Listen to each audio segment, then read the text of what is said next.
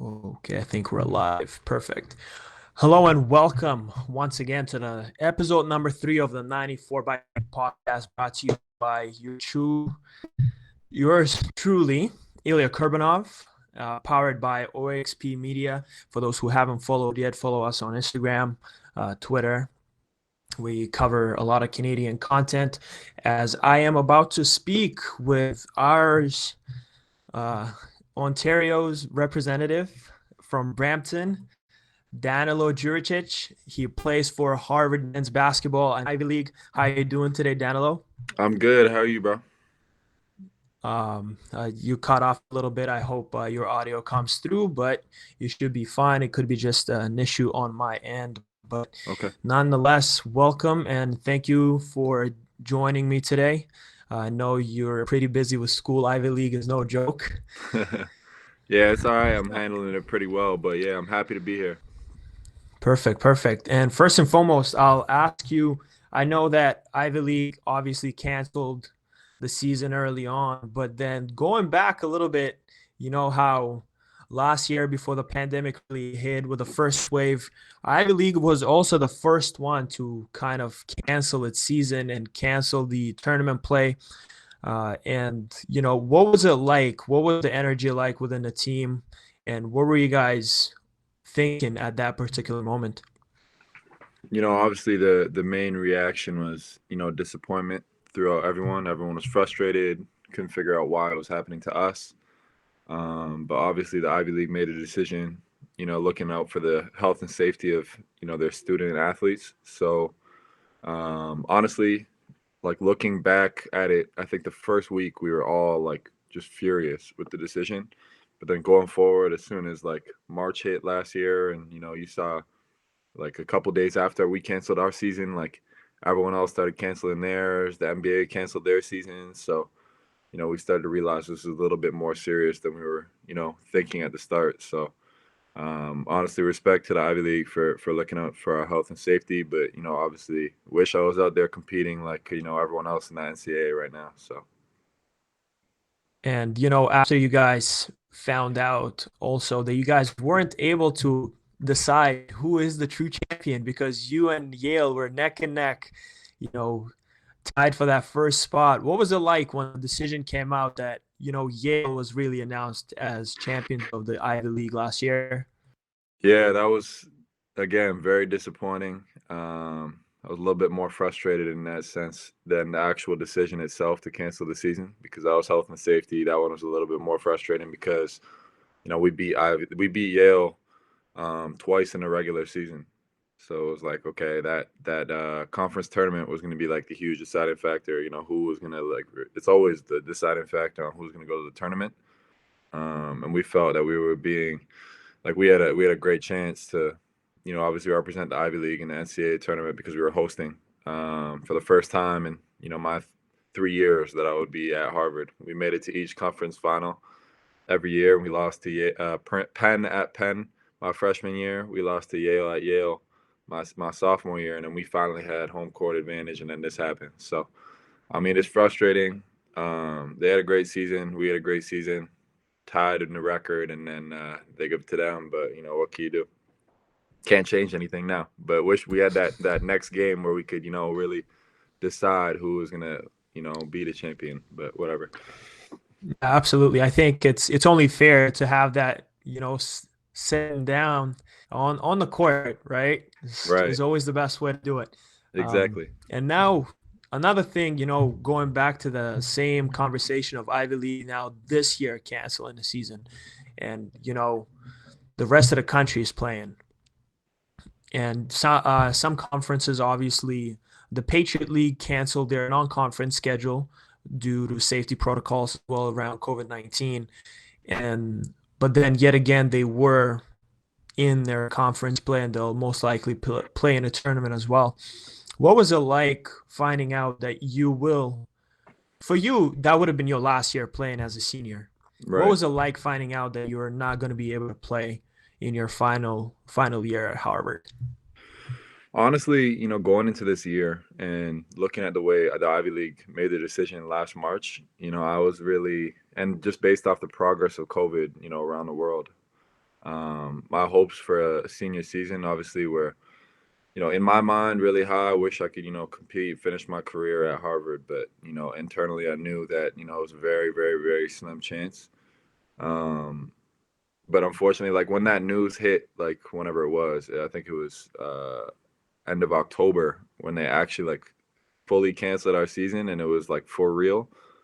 I really hit a little deeper inside, even though I knew it was coming. It was like that official announcement that, really that my career at Harvard was over was definitely disappointing and really like a sad moment for me.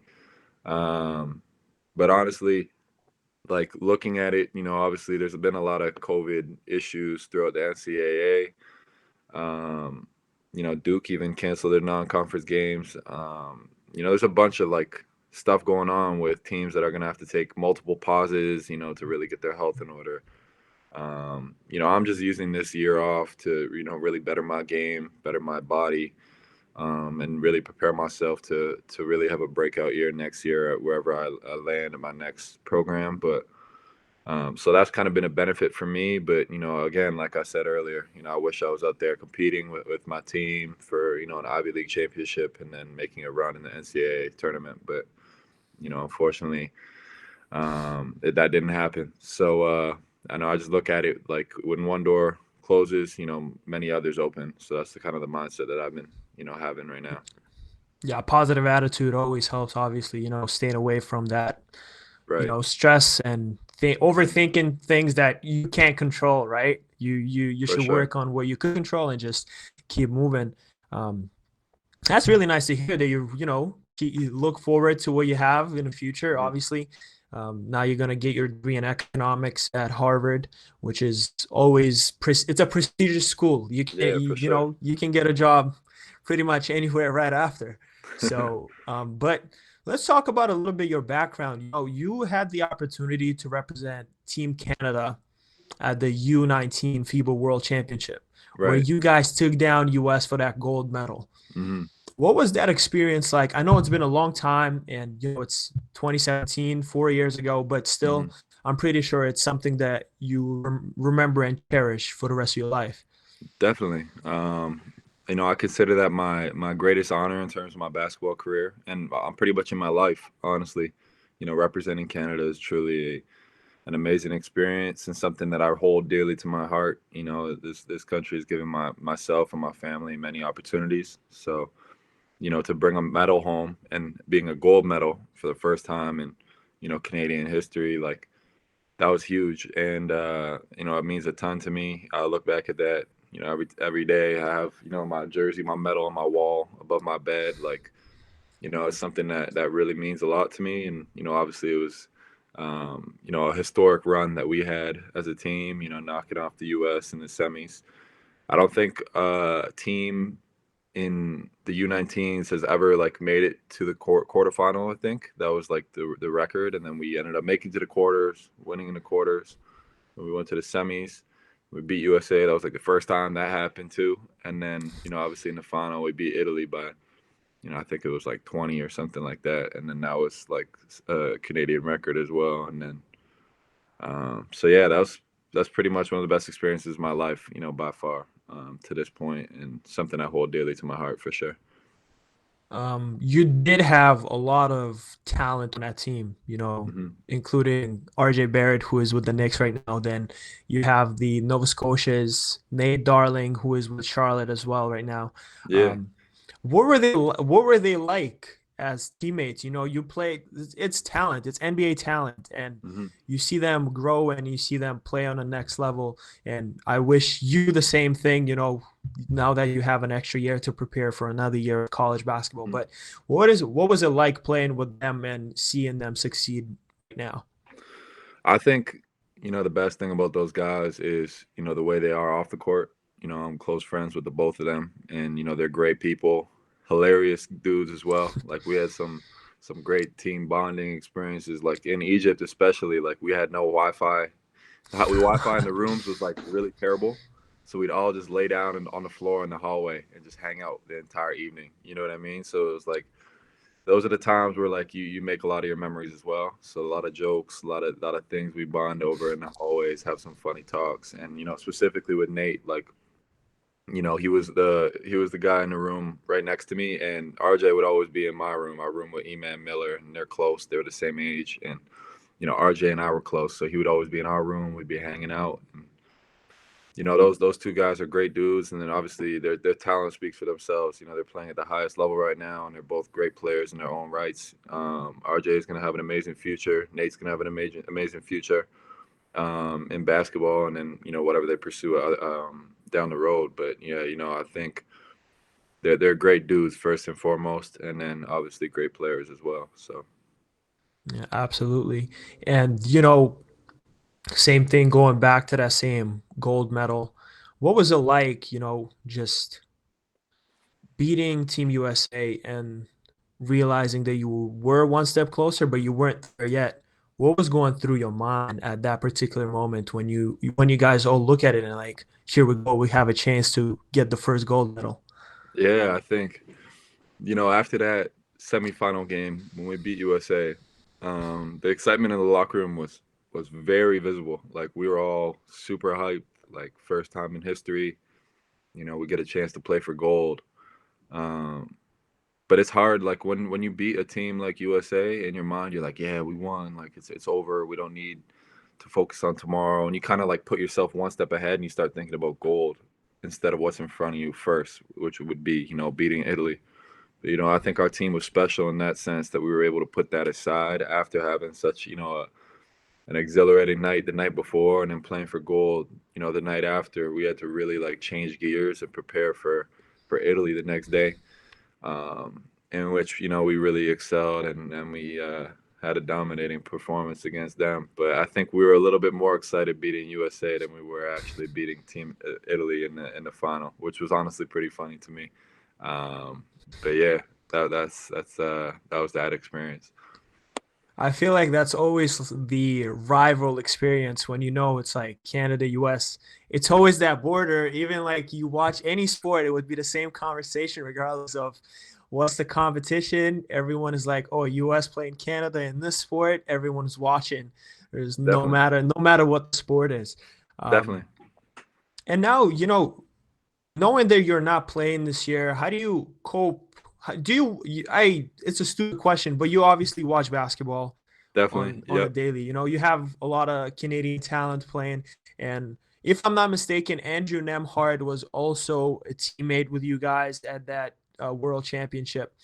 Seeing him transfer from Florida and knowing that he wasn't necessarily getting that grant to be eligible to play right away because you have to sit out after you transfer, but the NCAA waived, allow them and give them the waiver. What is it like seeing him now perform on a way better level than he was in Florida and being the anchor as a point guard in that offense with a lot of talent with Jalen Suggs, Corey Kispert? What is it like seeing him doing his thing? It's amazing to see Andrew, balling out. He's honestly one of my favorite point guards that I've ever played with. Him and Marcus Carr, definitely. But yeah, seeing Andrew, I'm excited for him. Excited for what's in his future. Obviously, he's playing on the best team in college basketball right now. They're undefeated. They're gonna have an amazing season, and I think Andrew's one of, if not the most important team on that guy on that team in terms of what he brings to the floor, like in terms of being a floor general, his vision, his leadership as a point guard, and that doesn't matter. Like it doesn't matter that it doesn't start. You know what I mean? Like he comes in, he plays starter minutes off the bench, and that's huge for their team in terms of controlling, the game. And I think Andrew does an amazing job at that. He's done that since he was, I don't know, 11, 12 years old, playing 2 or 3 years up.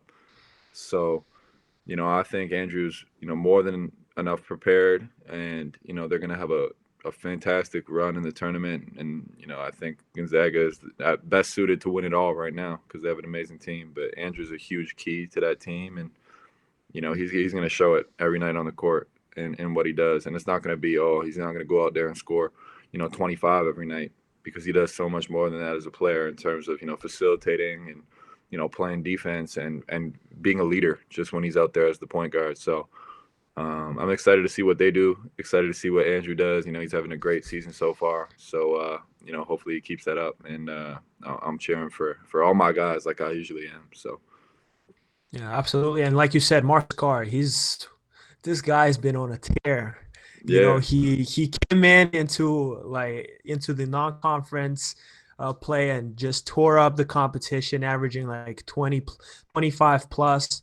Hmm. Then comes into the Big Ten. The Big Ten is obviously one of the, I would say, in my opinion, that is the best conference in terms of competition. Anyone Definitely. can beat anyone on any given day.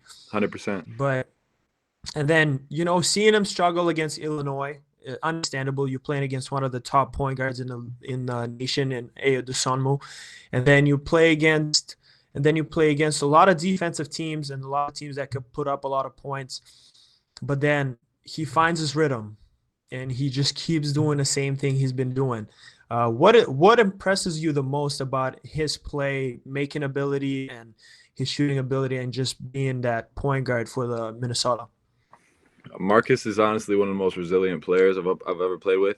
I had the privilege of playing with him at St. Mike's in Toronto, private school from grade 9 and grade 10. Like we were teammates, and then he made his move to prep school, and he's one of the main reasons that I went to St. Mike's. Seeing his experiences, obviously he was there in grade 7, so he showed me that it was a great school first and foremost, but they're growing something special as a basketball program. So like I said, in terms of his resilience, in college basketball, like, teams are dialed in on him every single night because he's that guy on Minnesota. If he doesn't have it going for Minnesota, then they're not going to have a good night because he's that important to that team. And I think teams are throwing double teams at him, triple teams at him. They're trying to get him out of his rhythm in terms of just getting in his head, and obviously, like, his composure has just been miles and miles ahead of what it was. Like that improves every single year for him. Like, he is a NBA ready point guard, like 100%. And I'm behind.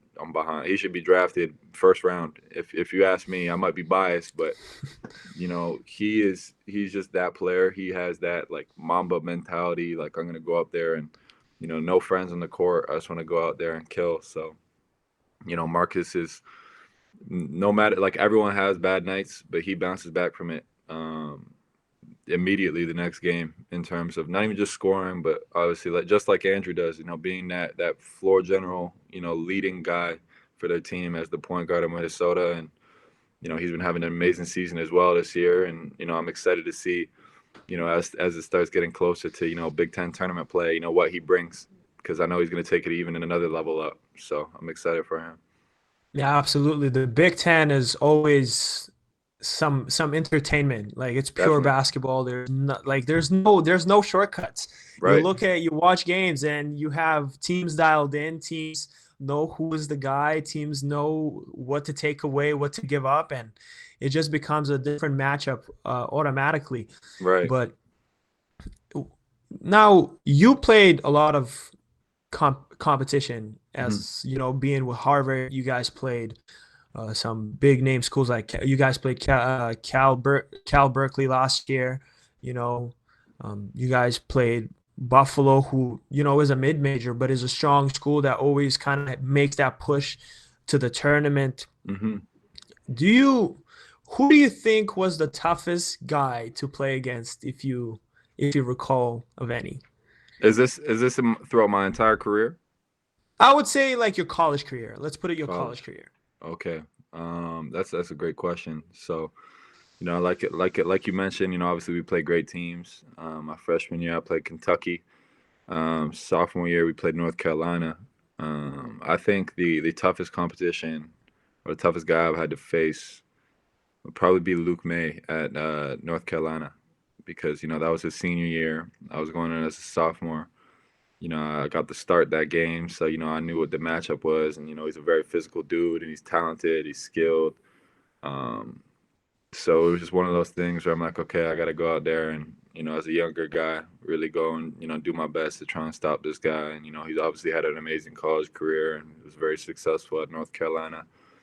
So it was a matchup I was excited about, and I was ready to go and face into that game. And they ended up. It was a close game until the second half, and like maybe 10 minutes left, and they started to pull away, and we ended up losing by double digits. But it's always fun playing those big teams, especially at Harvard, where it's like, okay, we go into arenas and they think, oh yeah, we're playing a bunch of nerds, so we're about to beat them by 40 or 50. But that's never the case. We always really compete, and we make it entertaining at least. So and in some cases, we win the game, like we did at Cal this past season. We've battled Kentucky to the end. We lost by like 8 or 9 or something like that my freshman year, and we had a really skilled, talented team that could play anyone, in my opinion. So, but yeah, that's probably the player from college. And then I know, just outside of college basketball, the toughest player I've ever played is Andrew Nicholson. Like that guy is he's automatic from anywhere on the floor. He's 6'10". 6'10" is a big dude.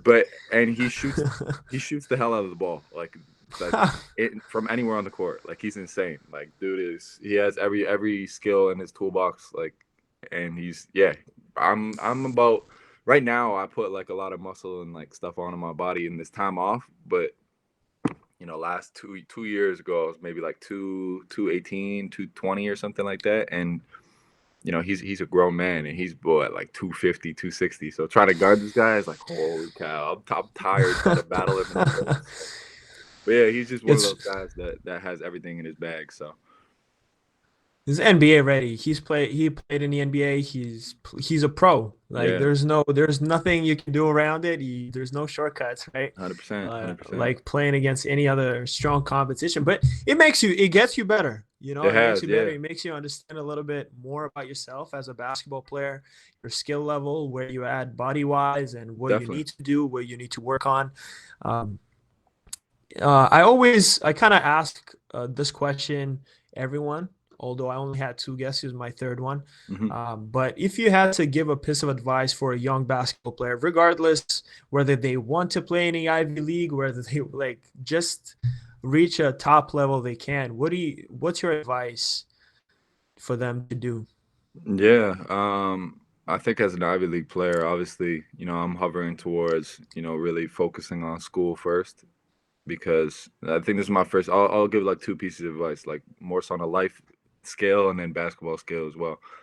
But I think it's most important to really get your education and get it paid for. Obviously, my parents growing up, they were huge on academics first, and then basketball second, obviously.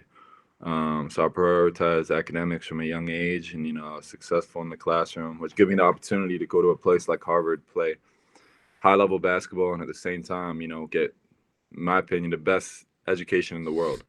So, I'm lucky in that sense. I really had to work my ass off both on the court and in the classroom, especially, to get that opportunity. And with that being said, I had the mindset that at some point the basketball stops bouncing. You can't play your entire life, so you need to have some sort of backup plan, and that's where your education comes in. But just in terms of basketball, it's just what separates yourself. You really got to go in there and grind every single day, and then add different aspects to your game that puts you ahead of the next guy. You know what I mean? Like if you want to really shine and get opportunities to play at higher and higher levels. So obviously it goes down to just your work ethic, how much you're willing to sacrifice to become the best player that you can be, and really just work your ass off in the end. That's probably the advice I'd give. So Perfect. Well, first and foremost, last but not least, I would say thank you once again for joining me today on this podcast episode. Thank you for sharing your thoughts and opinions on different Canadian basketball players. We're out here, me and myself. I thrive to support Canadian basketball players. I don't think there's enough, coverage besides Definitely. what we get, TSN and Sportsnet casual Raptors coverage. But then, I agree. But thank you so much once again, joining me. I look forward to speaking with you ever after, but, enjoy your time off right now, the weekend, but then school, I know, will hit you hard eventually again, midterms and stuff. But yeah, thank you very much. Take care of yourself, and have a wonderful day. You too, Ilya. I appreciate the opportunity. It was fun to be a part Yeah, of this conversation today, and I I appreciate you appreciate that. Thank you very much. for having me. Yeah, yeah, of course. All right, man. Take care. Bye bye. Yeah, you Peace. too.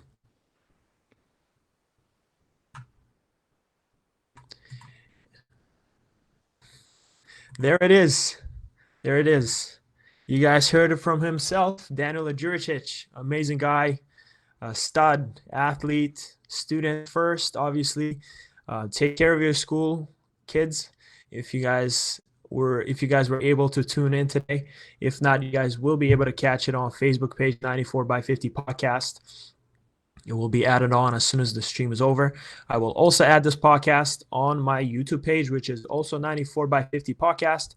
It was a great opportunity for me to talk to one of the Canadian athletes that I think should be getting more coverage. We have a lot of players that are on a tear right now.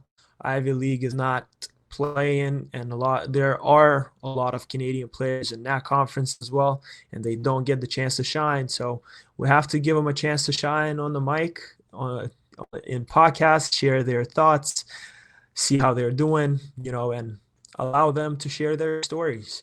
There's a lot of things that going on that we might not know about, but it's still a great opportunity to just have a chat and, learn a little bit from the players, from the leagues, and what we might know, might not know about. It's just an opportunity to clarify things and learn things and just be better as we are. To everyone who was able to join me today, thank you for tuning in. I appreciate your support. Don't forget to subscribe and follow, actually, my YouTube page, my Facebook page, and my Instagram page as well. It is 94 by 50 podcast on all three platforms. Don't forget to follow OXP Media on Instagram and Twitter. They do produce similar content covering Canadian athletes around the globe, and a lot of interesting podcasts from Mike Roge, First and 10 by Brendan. So a lot of things to talk about. For us, thank you very much. Thank you for tuning in. And once again, remember to always keep it simple. Have a wonderful day.